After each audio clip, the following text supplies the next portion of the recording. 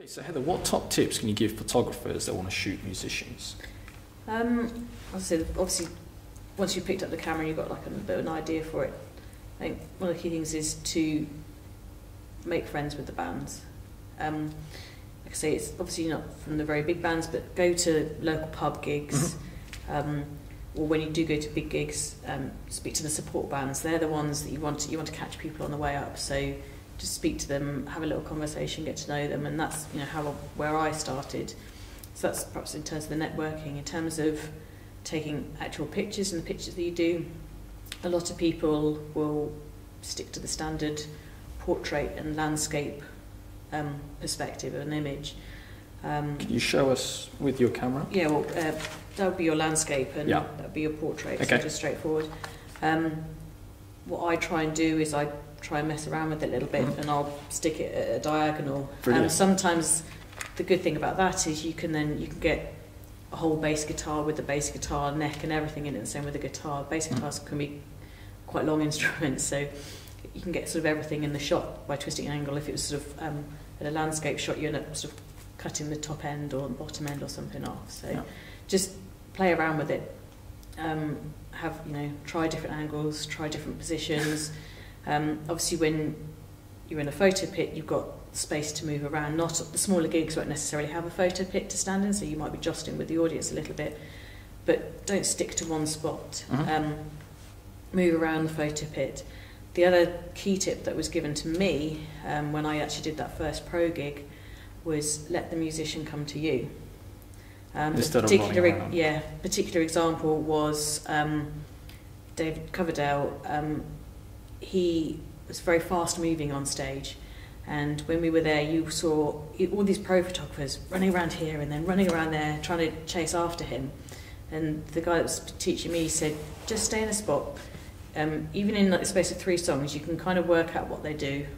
Stay in a spot, wait for him to come back, then you're ready, you're paused, and as soon as he stands there you can push the button, and that's where I got one of the pictures that ended up in the magazine. So yeah, and I think also because of getting to know the bands and over a period of time, you do then learn what bands do and the moves that they pull on stage. So I know Black Century well enough that I know what they're going to do in each song. That's through developing my relationship with the band. But I now know, having spent time doing it, I know what guitarists often do.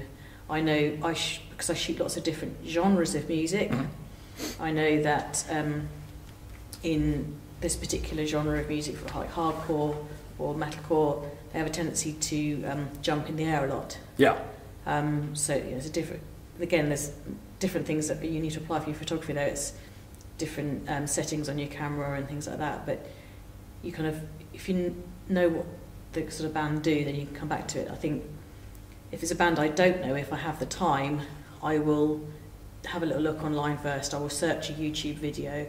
I will search pictures of them. It's also good to know whether the vocalist is left-handed or right-handed. Okay. Because that'll be which way he holds the microphone, so you know which is the better side to stand. Again, you'll then be able to work out which of the guitarists are the ones that jump, so you can sort of pre-plan the gig almost. Yeah. So I think what you're saying there from sort of is really anticipating, isn't it, what the sort of musicians are going to do. So you study, or you learn by playing around and actually being in the show and just sort of getting to know them a bit better. Yes. Yeah. I think you get to know the band, you get to know what the band do, but then you can also apply that across to other musicians. Fantastic. Guitarists have set poses, bassists have set poses. Yeah. And the other thing is, some people are easier to photograph than others. Some people are very photogenic, and some people aren't.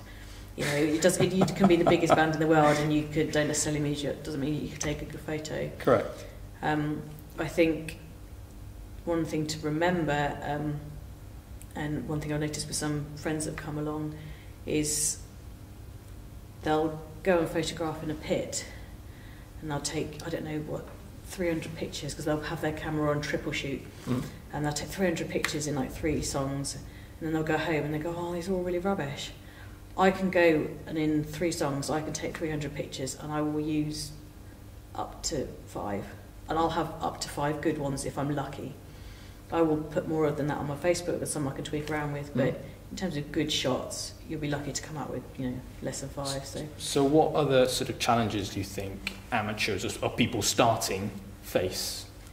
I think digital is as much an advantage as it is a disadvantage. There is an awful lot of wastage in gig photography, particularly where there's sort of bad lighting and things, but sort of wastage. At the same time, the hindrance of that is that everyone thinks they're a gig photographer. Okay. Everyone with an iPhone thinks they can take gig pictures, and I'm not kidding you. I've seen people in photo pits with disposable cameras, like the little old ones in the cardboard boxes. I'm quite serious. So, you know, everyone thinks that they can get a photo pass and go in the pit and just take pictures. I think gig photography, lighting is a key problem. I think that's probably one of the biggest issues you'll face. On sort of the sort of more basic cameras, the camera just, it won't be able to cope with it. It simply won't. You are going to have to go up to a digital SLR. Sorry to get a bit sort of technical, but you need a camera lens that has an f-stop of 2.8 or less in order to cope with most sort of gig lighting scenarios and situations. And sort of that was where I, after I had that sort of first gig, that's what I went and purchased next, something to cope with the low lighting. I think you can be in one venue and have really good lighting at one gig, and the next gig you shoot there, it can be terrible lighting. Yeah. So the other person to make this with is the lighting engineer. I have been to several gigs, usually at the smaller ones, not the bigger ones, where I have said, look, can you just red light is the photographer's enemy, so I've said, look, can you minimise red light in the first 3 songs? Just at smaller gigs where, you know, you could do that. Some bands, like Blackstone Cherry, they'll have a lighting guy they take on tour the whole time. Same with Heaven's Basement, and they've usually got a brief, so they may be restricted as to what they can do, but it never hurts to just, you know, be able to sort of batter an eyelid, flick your hair and go kill the red light for the first 3 songs. Yeah, how easy is it to do that though? Is it just as easy as just going up and asking with bigger bands? Exactly. I go with bigger bands. With the bigger bands, it's not going to happen. I think if you're just at sort of small club level, then if you don't ask, you don't get. Sure. So you just go and ask. Yeah. And again, in the smaller club levels, they're not able to afford the bigger quality lighting rigs, so, and they think that red makes bands look great, and so you're kind of fighting against what they visually think looks good and what you can capture with your camera. And when you get up to sort of the academy levels, like I think places like Shepherd's Bush Empire, Brixton Academy, that sort of level, they have decent lighting rigs. But I mean, Shepherd's Bush, for example, I photographed one artist there a couple of weeks ago. Quite frankly, I think it's the worst, probably the top 3 worst lighting scenarios I've ever had. Yeah. It was all red light. The band all had long hair, they all had beards, and they were wearing hats. How did you cope with it? With extreme difficulty, and I think I got 1 or 2 usable pictures out of it, you know. So, but then I'll go. I did Jake Bug there last week. The lighting's brilliant. So it really does, you know, it's not necessarily the venue that's the bad lighting, it's the lighting engineer or what the band has dictated. So lighting is always an issue until you sort of get to arena level, in which case you just sit there and you're like, right, reset my camera, turn everything down again, and you're much better there. So I think it just depends on, again, through getting to know bands, like having got to know Blackstone Cherry, I know their lighting guy, and I know how well he lights the band, so it's really easy to photograph them. But it's lighting is always a challenge you've got to be ready for when you come to the gigs. Like I said, the smaller ones are going to be harder. There are some small ones where I use flash. That's the other thing you can't do is in the academies and the arenas where you've got a photo pit, usually you're not allowed to use flash. Okay. Flash is usually a big no-no. Some small clubs where there's no photo pit, you can usually use the flash and get away with it. So that's usually, for me, sort of the hardcore gigs and things that I'm going to with those particular bands. So you can use it. But never kind of right at them in the face. You kind of bounce it off something. Okay. But Well, I'd like to go back to sort of where you said there's a lot of other bands that you said, or photographers that you respect. So essentially what you're saying there is, you're a work in progress. There's always, an ability to get better and be better. So what sort of things can people sort of do to stay on top of their game? In my experience, I currently photograph for 3 webzines. Mm-hmm. I used to co-run one with a friend of mine. Okay. It's quite a well-established webzine called heavypetal.com. We actually did very well with it, but it became a lot of work, and alongside a full-time job. Photography is not my main source of income.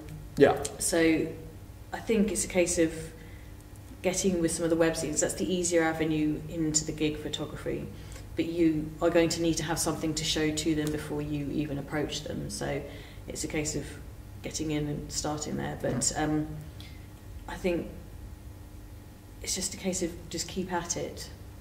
Go to different gigs, try and push your own boundary. Fine, maybe you like acoustic music or something like that. That's what you like doing, but acoustic guitar photography can get a little bit boring. Okay. If it's just one guy playing guitar the whole time. So I photograph acoustic guys. I find metal bands very interesting to photograph. I think they, sometimes you've got long hair, they do different guitar poses. I also really enjoy photographing hardcore and metalcore bands. They're the bands that often do when the guitarist will do jumps on stage, or the singers will do jumps, and it's much more interesting. So something different that you can get. So you'll find when you're doing a lot of the gig photography, you're not necessarily listening to the show. So go and try something different. Go and see a different band. If it's only going to cost £5 to get in, then do. And pay to get in. Sure. Support the band on the premise that they'll sort of support you back a little bit, and with showing your pictures up and then post your pictures around. So. Great, thank you.